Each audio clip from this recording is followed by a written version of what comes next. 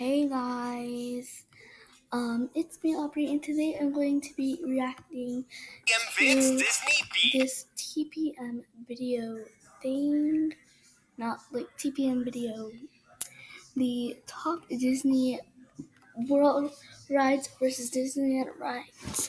Now, I think one of them is going to be, what is it called? It's a small world because in the little thing, it had a small world. So let's begin. Also, I can draw on here. So yeah. So let's get reacting. Okay.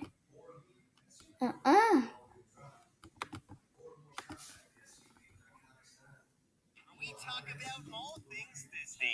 If you're new to the channel, hit that subscribe button and click the bell icon to be notified when we upload a new video. We also have Instagram and Twitter. You can find us at tpmvids. Magic Kingdom at Walt Disney World in Florida and Disneyland in California share many of the same rides. We've already explored the rides in Tomorrowland, Adventureland. Oh, sorry. Now, Fantasyland was heavily requested by a lot of you. So like we've done in the previous videos, we'll use Magic Kingdom as the model and explore these Fantasyland rides that can also be found at the Disneyland park. But which theme park does each ride the best?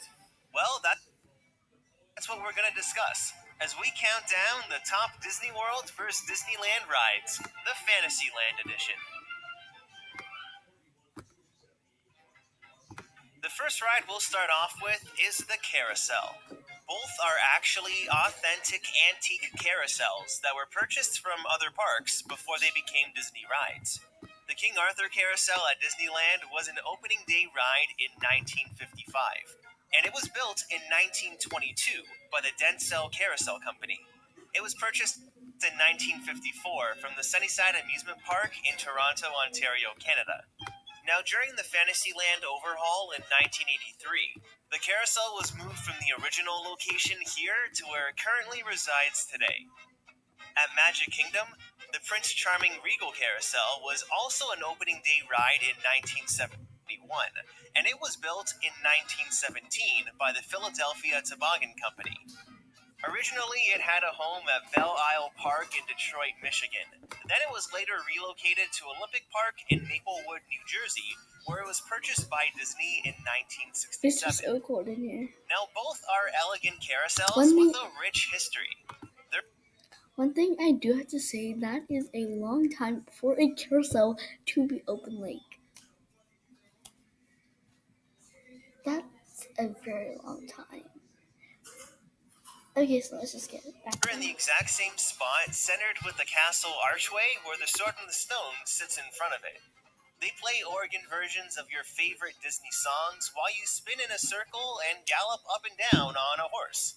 Aside from small design details, both carousels are very similar. But Magic Kingdom's is a bit bigger with 5 horses in each row as opposed to 4 at Disneyland. So because of the larger capacity, I'm going to say that Magic Kingdom does the carousel the best.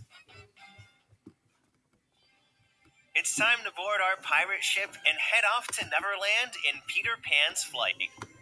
The ride was an opening day attraction at both parks, and it's unique from other Disney dark rides since you're suspended on a rail above the show scenes. You get a great bird's-eye view of all the action. Now, Peter Pan's Flight has become a very popular ride at each park, attracting some of the longest waits in Fantasyland. A lot of the same scenes can be found in both versions of the ride, but they aren't identical, and it starts right as you enter the bedroom. The pirate ship at Magic Kingdom flies past these trees, whereas at Disneyland, you soar over the London rooftops.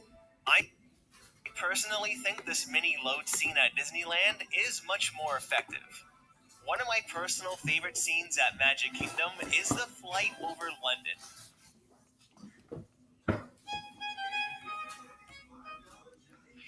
QuickBooks does it for you.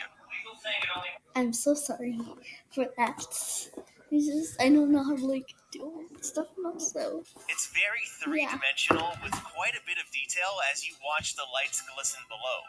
Whereas at Disneyland, overall, it's a very flat and one-dimensional scene. Now, Peter Pan's Flight at Magic Kingdom has a larger track layout with a ride time of about 2 minutes and 55 seconds. what? Most rides at Disney World are like a minute long. Also, the heart right there, covering up Wendy's face. Sorry, Wendy. Didn't mean to do that. Peter Pan's Flight at Disneyland is a bit more compact, and with a ride time of only 2 minutes and 10 seconds, some of the Mom, scenes I'm feel recording. rushed, especially from the pirate ship sequences until the end of the ride. It's fine. Now, Disneyland's It's fine, Starfield guys. version of It's fine. Neverland is It's impressive, and you could say It's that it's more realistic compared to Magic Kingdom's cartoony animated version. This might be the case, but there's this distinct nostalgic feeling at Magic Kingdom. There's more action and storytelling, like the scenes with the Lost Boys and the mermaids, and it transitions smoothly into the pirate ship segments. Now, Peter Pan's Flight at Disneyland was recently refurbished in 2015, and it received some new animatronic figures in the bedroom, updated lighting, and a pixie dust effect. Peter Pan's Flight at Magic Kingdom hasn't seen any major updates and is virtually the exact same ride that opened in 1971. It even still uses some original Captain Hook dialogue from the 1955 version at Disneyland. Could Magic Kingdom's ride use a good refurbishment? Absolutely, but there's still a lot of detail in the ride, and it has this certain charm. There's definitely pros and cons to each version, and this one is a close call. Even though Disneyland has some of the more modern effects, it does fall short on length and feels rushed. So in the case of Peter Pan's Flight, I'm going to say that Disney World does this ride the best.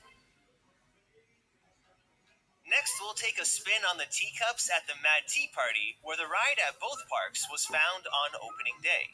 This ride system at Disneyland and Magic Kingdom is the exact same, where 3 small turntables that rotate clockwise are situated on a larger turntable that rotates counterclockwise. There's 18 teacups in total, and since the individual teacups also spin, this means that 3 different spinning motions are happening all at once. So it's a lot of spinning. The major difference between the Mad Tea Party rides is Disneyland's is out in the open and Magic Kingdom's is under a roof. Now, fun little fact is that when the Mad Tea Party opened in 1971 at Magic Kingdom, it was originally out in the open as well and remained roofless until 1974. This is also when they added I did not know Disneyland was open. Not Disneyland. Disney World and Disneyland was open for that long. Oh my gosh. Fun fact, I actually went to the Disneyland 60th anniversary, which I forgot what day that was. But yeah, so the teapot in the center with the dormouse. It's a cute little touch, but I personally think the ride looks better without a roof. What do you think? Now, what really sets the ride apart at Disneyland is the atmosphere and theming. I do have to say I do like it with the roof because I think in Disney World they do have air conditioning in there. Because whenever we go around, there's like air conditioning, I think, but it might just be the wind from all that spinning. But comment down below what you think it is. The ride was moved here to this location in 1983 from its original location where the carousel is today. This allowed the Mad Tea Party to be set in this Alice in Wonderland area of Fantasyland. It has a really cozy and whimsical feel to it, much like the movie. The lanterns and vines really set the mood, especially at night. So in the case of the Mad Tea Party, Disneyland does this ride the best. The next ride can be found deep in the 100-acre woods. The Many Adventures of Winnie the Pooh. You're kidding, right? Why Winnie the Pooh? I'm sorry, but Winnie the Pooh replaced, and no, Disneyland Disneylands will need to be replaced.